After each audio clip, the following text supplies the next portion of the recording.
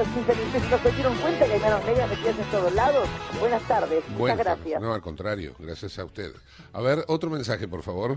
Hola, buenas tardes, Sí, Gustavo. Me gustaría decirte que yo soy jubilada, tengo 79 años y me viene 190 pesos. Ajá. Ya van 2 veces que me vienen 190 pesos. Bien. Un beso, No, Gustavo. un beso para vos Todos también. los días te escucho. Bueno, muchas gracias. A ver, otro mensaje, por favor. Buenas tardes, Gustavo. Buenas tardes. A mi madre le llegó el día sábado la boleta de luz con 12 pesos para pagar. Ajá. El mes anterior llegó 56 pesos. Ajá. Hablo de luz eléctrica. Gracias. Claro. Daniel de San Martín. Bueno, muchas gracias, Daniel de San Martín. Sí. Bueno, a propósito de esto, era por la tarifa de luz que dice Eve de Bonafini que a ella le llegó 1.800 pesos de tarifa de luz. Yo me parece que 1.800, si es la tarifa para jubilados, es mucho. Sí. Debería anotarse, registrarse como jubilada, ¿no? A ver, ¿vos tenés algún WhatsApp? Sí, por acá dice Norma de la Ferrere, dice, por mi barrio estuve preguntando y varios jubilados pagaron 25 pesos, de 50 a 75, algunos otros también. Después dice Daniel de Banfield, mi mamá es jubilada y le llegó 1.000 pesos de luz. Sí. Muy bueno el programa. 1.000 pesos, dice. Siendo jubilada. Sí. Ah, la flauta. Ahí ya estamos acercándonos a la cifra que dice Eve. Bueno, dejamos por un momento este tema. Me voy a ocupar de otra cuestión, porque ustedes habrán leído en la tapa de los diarios o habrán escuchado a través de la radio o de la televisión que la AFIP en el día de ayer denunció fraudes por 14.000 millones de dólares, una barbaridad de plata, con una operación que se llama las DEJAI. Vamos a tratar de traducir, para que todo el mundo entienda, de qué manera es que se produjo esta supuesta estafa o este fraude, con el director del Centro de Estudios para el Comercio Exterior del siglo XXI, Miguel Ponce. Está en línea y lo saludo. Miguel, soy Gustavo Mura, buenas tardes, ¿cómo va? ¿Qué tal, Gustavo? Alegría escucharte, ¿eh? Al contrario, la alegría es mía. Muchas gracias por atendernos. Miguel, ¿nos podés explicar, para que la gente comprenda, de qué manera se produjo esta presunta maniobra que lógicamente está denunciada por la AFIP y ahora habrá que ver si efectivamente es así, ¿no? Absolutamente. Primero, dimensionar la envergadura de lo que estamos hablando. Claro. Estamos hablando de prácticamente el 60% de los operadores de comercio exterior están involucrados en términos de sospecha, o sea, hay lo que se denomina inconsistencia entre los papeles y los hechos, ¿no es cierto? Entonces van a tener que demostrar. Los que han sido acusados en realidad han sido 5 solamente, pero son los donde no había ninguna duda de que se trataba de una situación delictiva. ¿Cómo es la operatoria? Vos recordarás que una noche de Reyes, allá el 5 de enero del año 2012, llegó con un regalito que fue la publicación en el boletín oficial de la resolución de AFIP 3252 que establecía esto que vos bien denominaste recién, las DEJAI, que son en realidad declaraciones juradas anticipadas de importación. Esas son las siglas, DEJAI. Claro. Como dato cómico, la presidenta una vez la afrancesó y dijo las DEJAI, la expresidenta, en un discurso justamente tocando este tema. Ahora, esto en principio estaba basado en una recomendación de la Organización Mundial de Aduanas que decía que había que aplicar el principio de información anticipada. ¿Por qué? Porque vos tenías que informar antes de que la mercadería saliera de puerto de origen. No podía salir de puerto de origen ninguna mercadería, sea insumo, bien de capital, producto terminado, lo que fuera, si antes vos no tenías aprobada la DEJAI. ¿Cuál era el mecanismo de la DEJAI y cómo se relaciona con las divisas y los dólares?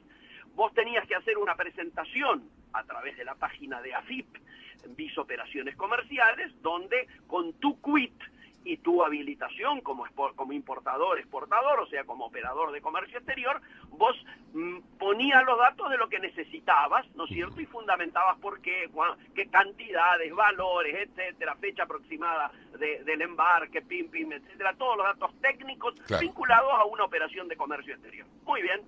Una vez que tenías aprobado esto, que implicaba mínimo 2 pasos, o pasos por dos instituciones, la propia AFIP para ver si estabas en regla y luego la Secretaría de Comercio, de la cual dependía el área de comercio exterior, cuando tenías aprobado esto ibas a tu banco y les decías, tengo aprobado, libéreme tal cantidad de dólares. ¿Por qué? Porque había que pagar por anticipado o cash la operación, porque habíamos perdido el crédito comercial. Con el tema de los holdouts no había crédito comercial. Entonces había que hacer este tipo de pagos por anticipado. Muy bien, te entregaban los dólares ¿a cuánto? Al valor oficial, o sea, llamémosle los dólares baratos, ¿sí? Claro. Entonces, como muchas veces las de JAI tardaban en ser aprobadas, la gente presentaba 1, 2, 3, 4 veces hasta que le salía.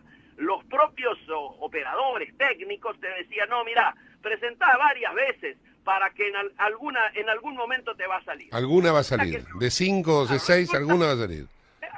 Resulta que te salía una, en el momento que vos necesitabas, la gestionabas, la realizabas, hacías el pago, etcétera, venía tu mercadería. Pero después te salían aprobadas 3 o 4 más. Y vos tenías la alternativa o de darlas de baja o de estoquear a valor dólar barato. Claro.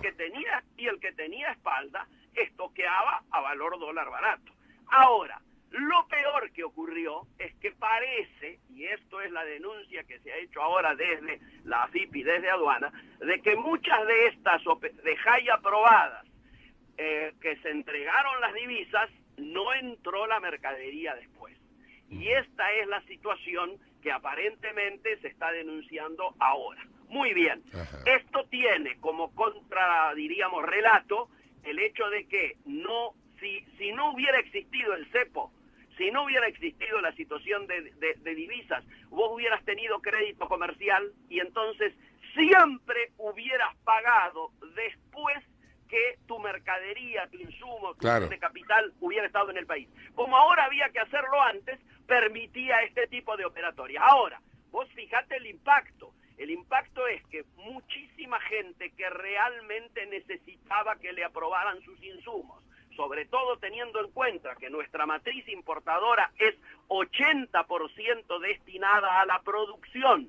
Quiero decir, el 80% de lo que ingresa al país son insumos, partes y piezas, viene de capital para la industria. Claro. El campo y la infraestructura de servicios públicos o privados, muchas de estas cosas no entraron en tiempo y forma y perdimos mercados externos porque la mayoría de estas cuestiones las importan empresas que luego exportan, son exportadoras, entonces se perdieron puestos de trabajo, las economías regionales entraban en crisis, fue toda una melange porque no llegaban los insumos en tiempo y forma. Vos pensá, la principal proveedora de la industria nacional son las importaciones, porque son insumos, partes y piezas, bienes de capital, etcétera, que provienen lógicamente de otros países. Se le agrega valor agregado, se le pone valor agregado, exactamente. Absolutamente. Entonces, esta situación ha traído pérdidas que son cuantificables, estas que aparecen ahora, muy claramente dicha en cuánto significa en términos de dólar, y por otro lado, pérdidas no cuantificadas, que son en personal que dejó de trabajar, en exportaciones que perdimos, en mercados que se perdieron y que hay que intentar recuperar, etcétera, etcétera, etcétera. O sea, hay un intangible que hace que esta situación sea de una envergadura mucho más grave que los propios números que han aparecido. Por otro lado, hay que decir, en aras de que el comercio tenga en claro, diríamos, y quienes nos escuchan tengan en claro, de que nos llamó poderosamente la atención el final de la conferencia. O sea, Abad venía muy firme y el de la aduana Gómez Centurión venían muy firmes en la denuncia de esto, y al final dieron a entender como que bueno, los que entraron en esta operatoria tienen ahora una oportunidad a través del blanqueo de pagando los impuestos, etcétera y demás, y demostrando que lógicamente han obtenido los dólares de esta naturaleza, pueden blanquear esta situación. Yo digo, me parece que por el bien del comercio exterior, por el bien de los industriales que necesitan sus insumos, etcétera, no debiera caerse en diluir la responsabilidad que aquí le cabe a los funcionarios involucrados y también a los privados que participaron de manera consciente de esta operación. Porque si no, no entiendo el origen hasta de esta misma charla, Miguel, porque esto es, denunciaron fraude. Si denunciaron fraude, no tendrían que tener esa mirada tan flexible, ¿no? Absolutamente, yo coincido con eso y además creo que no es justo que aquellos operadores que han trabajado bien, que han trabajado por derecha, que han diríamos, padecido las circunstancias del comercio exterior administrado, tengan que verse en la misma bolsa con aquellos que usufructuaron, porque resulta que acá no había dólares para la producción o para insumos farmacéuticos o vinculados a la salud, y en cambio sí había dólares baratos para los amigos. Y esto es lo que hay que decir. Claro, y nos parece poco serio meter en la misma bolsa a hijos y entenados, ¿no? En esta denuncia que se hizo ayer, ¿me equivoco o hay casi 18.000 empresas involucradas? Hay 17.800 que implican a casi el 60% de todo el padrón que opera en el comercio exterior. Hay menos de 30.000 empresas operando y vos tenés 17.000 largas. Claro. Habrá que ver, Miguel, cuántas de estas son empresas fantasmas creadas para precisamente generar esta irregularidad. Absolutamente, esto es lo que hay que investigar, esto es lo que debe saber, por eso no debe mezclarse, ¿no es cierto?, aquel operador genuino que tiene 30 años, 40 años operando en el mercado, que sufre la competencia desleal precisamente de este tipo de empresas truchas, con insisto, metiendo todo en una misma bolsa y que el blanqueo sea la salida elegante, una suerte de borrón y cuenta nueva. A mi juicio no debería haber borrón y cuenta nueva. Bien, hasta acá este punto, Miguel, aprovecho que te tengo para hacerte una consulta más. He entrevistado durante los últimos tiempos a muchísima gente que está vinculada a la producción nacional y que está preocupada por la supuesta, digo supuesta porque yo no estoy en el paño, no es que desconfíe. Aluvión de importaciones. Exacto, el aluvión de importaciones. Contame tu visión, tu forma de analizar esta cuestión, a ver. Bueno, retomo una frase que te dije recién, que es que la matriz importadora de Argentina es esencialmente productiva, por lo tanto, es imposible que exista una aluvión de producto final. ¿Por qué? Porque es la minoría de lo que se importa en el país. Entonces, dicho esto, en términos cuantificados, ¿no es cierto?, menos del 15% de lo que entra es producto final. Por lo tanto, lo más que podría ocurrir es que hubiera una aluvión de ese 15%, que no mueve el amperímetro. Ahora, también hay que decir dos cosas. Una, que precisamente los sectores sensibles, los sectores más manointensivos en términos de utilización de mano de obra, léase juguetes, textiles y calzado, están sintiendo, donde ahí sí son productos finales que compiten con industria nacional, están sintiendo que el sistema, el SIMI, el famoso Sistema Integral de Monitoreo de Importaciones, está teniendo como demasiadas porosidades. Entonces, ha vuelto ciertos criterios de arbitrariedad que algunos muchachos están notándolo como excesivos. Pero lo que está atrás es una cosa muchísimo más de fondo, más profunda, y que lógicamente se dirime en el debate sobre el grado de apertura de la economía en términos de importaciones o no. ¿A qué me estoy refiriendo? Se ha lanzado el mayor programa de inversiones de toda la historia de obras públicas en la Argentina, 100.000 millones de dólares.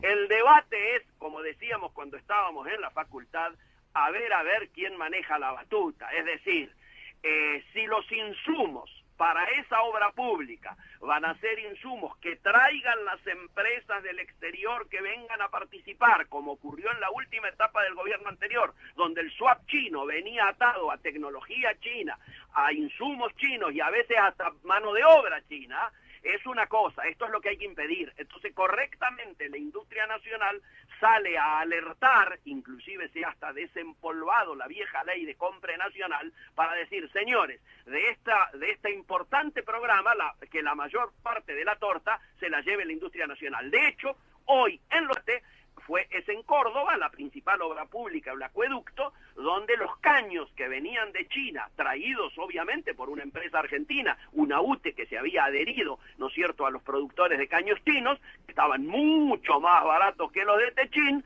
Finalmente Techín asumió que tenía que bajar los costos, y los caños que se van a colocar en esta principal obra pública de Córdoba van a ser de Techín. Ese tira y afloja que hubo, ese debate, es lo que está atrás de esta queja del aluvión de importaciones. Lo que se está debatiendo es si la mayoría de los insumos en este mega programa de obras públicas lo coloca la industria nacional, y este lobby es correcto. Bien, bueno, perfecto. Miguel, te agradezco mucho tu participación en el programa. Te mando un fuerte abrazo. Por favor, un gran abrazo a ustedes, siempre a disposición de Latina y de tu programa. Chao, hasta luego. Miguel Pons, el director del Centro de Estudios para el Consumo Exterior del Siglo XXI. Estamos a 6 minutos de las 17 horas. ¿Qué tenés, Maga, por ahí? Tenemos a